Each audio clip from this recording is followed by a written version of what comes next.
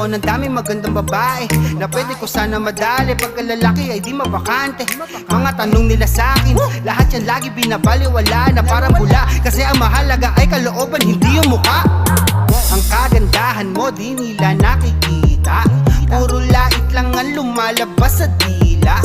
Pero wala akong pake kasi mahal kita. Di ka pagpapalit, ikaw lang ang pinakamaganda. Oh, gusto kita na mapasaya, bawat minuto kasama ka. Dahil